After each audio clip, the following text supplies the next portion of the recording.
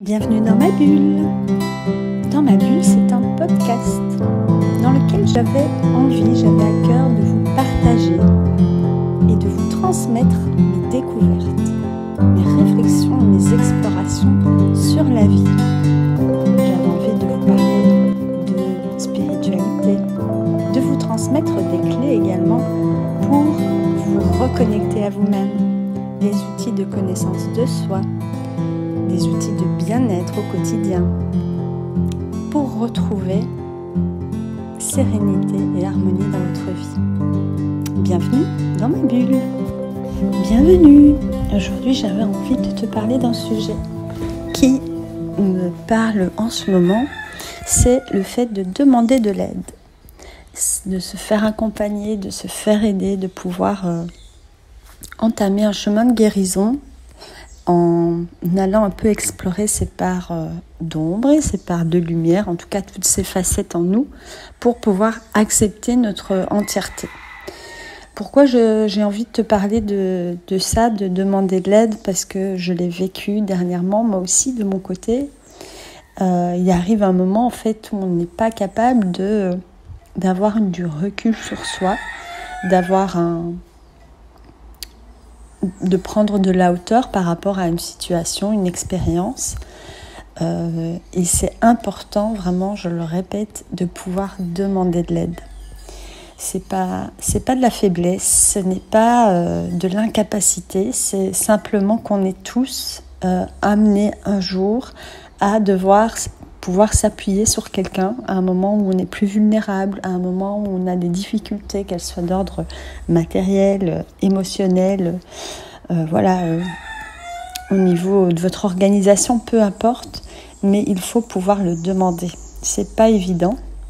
Ça demande beaucoup de courage de devoir demander de l'aide. C'est aussi avouer aux autres notre vulnérabilité. Et je pense que c'est ça qui manque dans le monde actuellement pour moi. Selon moi, évidemment, tout ce que je vous partage ici, ce n'est que ma vérité. C'est absolument pas une vérité absolue. Moi aussi, de mon côté, je chemine, j'avance, je me remets en question, je change d'avis. Il m'arrive aussi de devoir demander de l'aide et ça a été le cas ces derniers temps. C'est pas facile, je le sais. Mais les personnes à qui vous demanderez de l'aide, si ce sont des personnes qui sont vraiment authentiques avec vous, bienveillantes et qui aussi peut-être ont entamé ce chemin ou sont passées par les mêmes étapes que vous, comprendront et vous en seront même reconnaissantes de pouvoir leur demander du soutien. C'est pas de la faiblesse, ce n'est pas de l'incapacité, je le répète, c'est simplement qu'on est tous reliés, on est tous interconnectés et ça c'est important de le rappeler, mais on est tous là un jour pour quelqu'un d'autre, même si c'est pas au même niveau, même si c'est pas la même chose que vous proposez comme aide, peu importe, c'est vraiment l'attention et une sorte de solidarité, ce qu'on pourrait appeler aussi d'ordre féminin la sororité, et ça j'avais envie aussi de vous en parler ici, mais c'est absolument important de pouvoir demander de l'aide.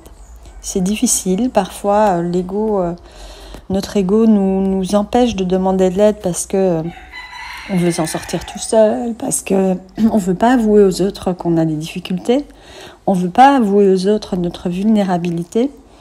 Et pourtant, notre vulnérabilité, c'est notre force. C'est ce qui fait qu'on peut faire bouger les choses dans notre vie, ce qui fait qu'on peut initier vraiment un changement, c'est de pouvoir montrer ce côté vulnérable de nous aux autres, au monde. Alors bien sûr, il y a des personnes qui vont peut-être en profiter de votre vulnérabilité. Le but, c'est pas ça, c'est de aussi voir que parfois, dans certains moments de vie, on est peut-être entouré de personnes qui ne sont pas vraiment sincères et peut-être que nous-mêmes, on n'a pas été sincères ou honnêtes vis-à-vis de nous-mêmes et vis-à-vis des autres et qu'on finalement n'a jamais montré cette vulnérabilité et donc on n'a pas envie de faire descendre comme ça notre estime et notre image sociale et d'être démasqué dans notre vulnérabilité. Pourtant, je pense que c'est vraiment important de se l'avouer. De s'avouer cette vulnérabilité, j'allais dire faiblesse, mais j'aime pas d'utiliser ce mot. C'est pas une faiblesse, c'est une sensibilité, c'est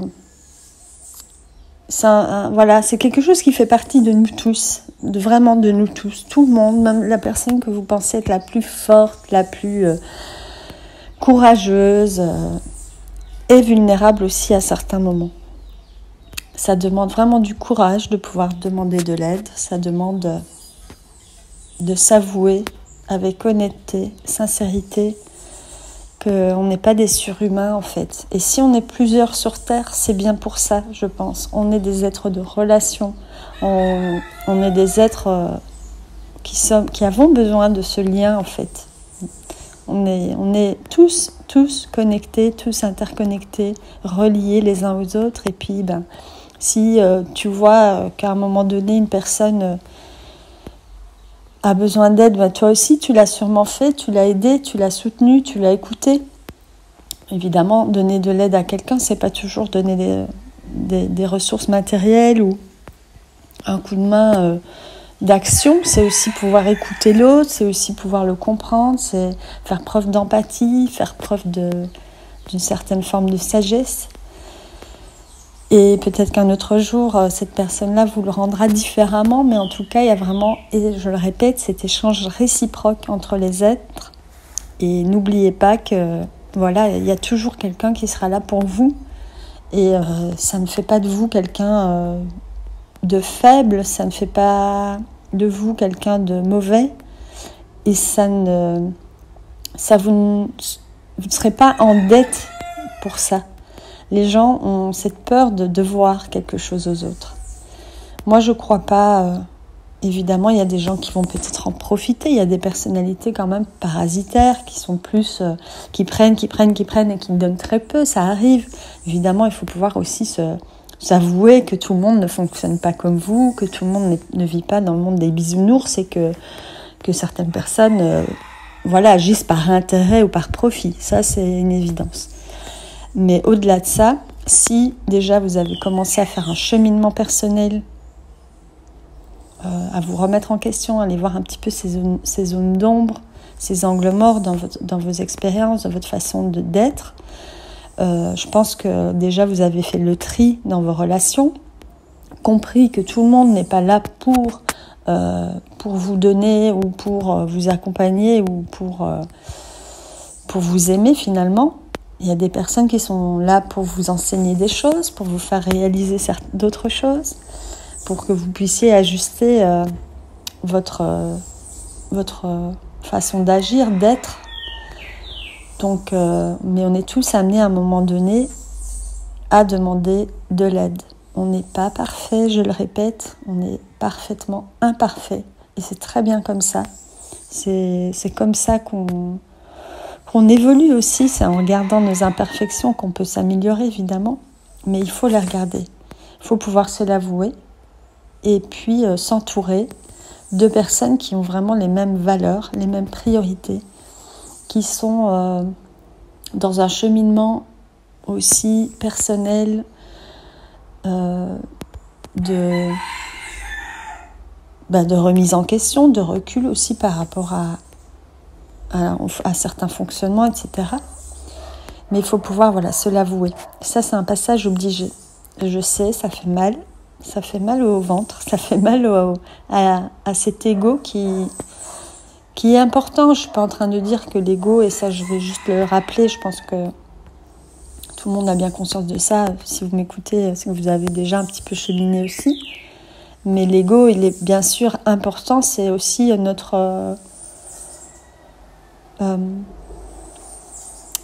notre façon de s'affirmer et on a besoin quand même de cette estime personnelle minimum pour s'affirmer qui fait partie de ce mot, cette notion d'ego.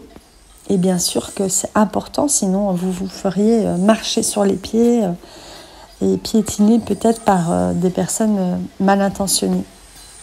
Donc il y a un minimum d'ego à avoir, c'est sûr. Il est quand même là pour nous tenir et garantir une bonne estime et une bonne confiance en soi.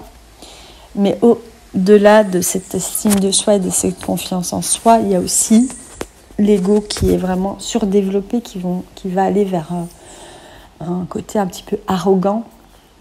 Là, non, on n'est pas dans l'ego équilibré. Donc finalement, tout a une raison d'être et bien sûr que l'ego, il a sa place dans votre vie pour pouvoir assurer un minimum d'estime de vous-même. Mais voilà, quand ça va au-delà et que c'est un petit peu... quand en fait vous allez commencer à vous sentir supérieur aux autres, là, c'est pas juste. Voilà, petite parenthèse à ce niveau-là. Donc voilà, c'est le message que j'avais envie de vous partager aujourd'hui, de demander de l'aide si vous en avez besoin, que ce soit, c'est très varié, que ce soit l'aide d'un thérapeute, que ce soit l'aide de moi, que ce soit l'aide d'une amie, que ce soit l'aide de vos parents, de votre famille, à des moments où vous êtes plus vulnérable dans votre vie. Faites-le et n'ayez pas peur des jugements. Ça fait le tri. Si les personnes ne sont pas là pour vous, ou elles sont aussi capables de pouvoir vous dire non si elles n'ont pas ni d'énergie ni de temps. Moi, ça m'est arrivé aussi ces derniers temps. J'ai demandé beaucoup d'aide et voilà, il y a certaines personnes qui m'ont vraiment répondu honnêtement et j'en suis très contente et jamais je reprocherai ça à une personne puisqu'elle m'a simplement dit, voilà, en ce moment, je m'occupe de moi.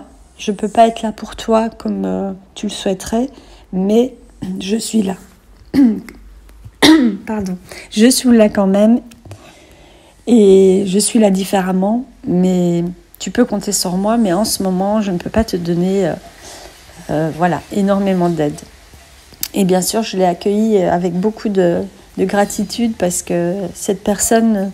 elle aussi se reconstruit, elle aussi est peut-être dans un cheminement de reprendre son pouvoir et reprendre sa vie en main. Donc, c'était très ok d'entendre un non. Il faut pouvoir dire non, mais il faut pouvoir entendre aussi ce non.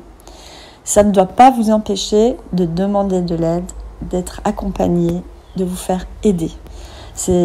Moi, je me rends bien compte, j'aurais pas pu faire ce cheminement-là sans l'aide de mon thérapeute, sans l'aide...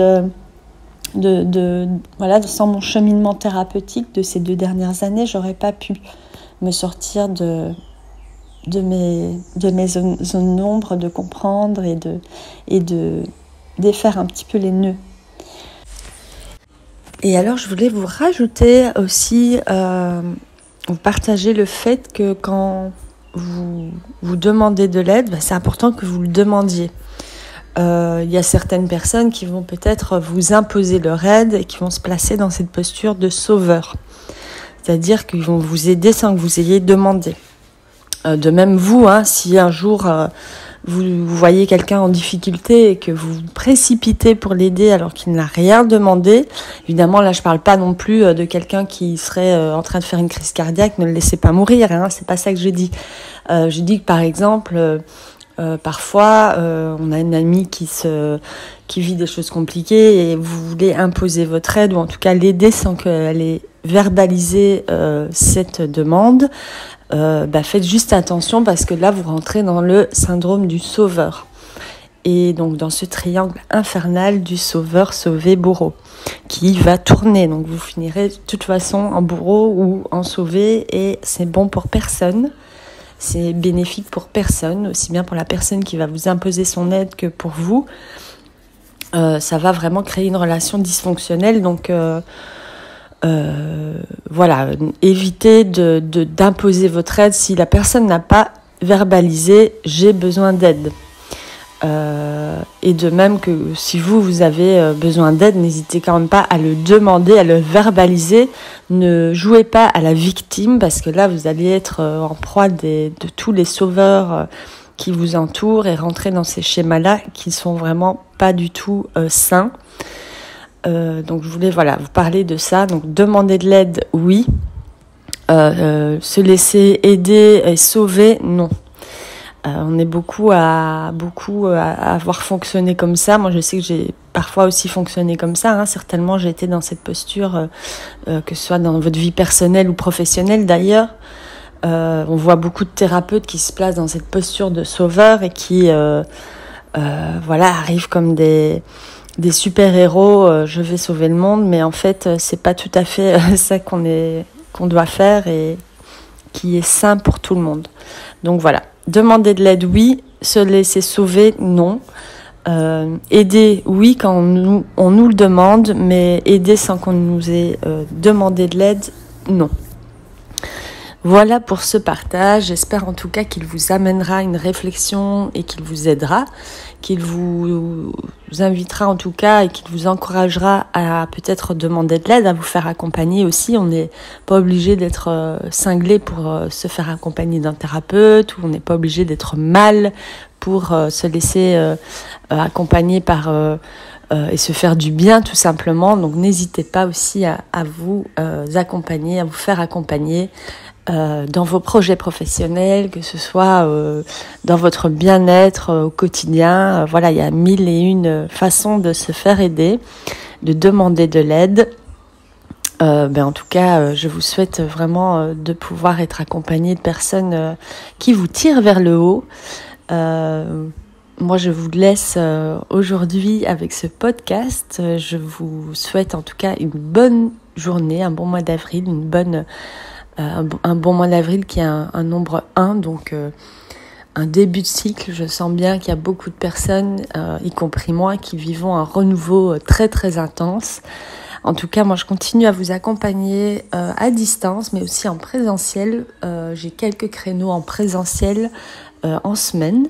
Je vais aussi relancer des dates d'ateliers, des initiations au massage magnétique, pour vous partager ma façon de travailler avec le massage, qui est un massage très intuitif, qui est un massage où on va utiliser beaucoup la symbolique, on va utiliser aussi des passes magnétiques, etc. On ne va pas être dans un protocole de massage de type spa, on va être vraiment dans quelque chose d'intuitif et de personnalisé. Donc j'ai à cœur de réouvrir en tout cas un créneau pour ça, et puis je continue à vous accompagner avec les bulles magnétiques, les bulles et les séances reconnexion. Si vous êtes par exemple en reconversion professionnelle ou en réflexion sur vos talents et votre ikigai, ou en tout cas on va voir avec différents outils et avec en tout cas moi, ma sensibilité, mon expérience. Donc je vous dis à bientôt. N'hésitez pas à partager, à mettre un pouce, à vous abonner à ma chaîne pour me soutenir, ou en tout cas si ça vous parle et que ça peut aider d'autres personnes. Et je vous dis à tout bientôt. Bye bye.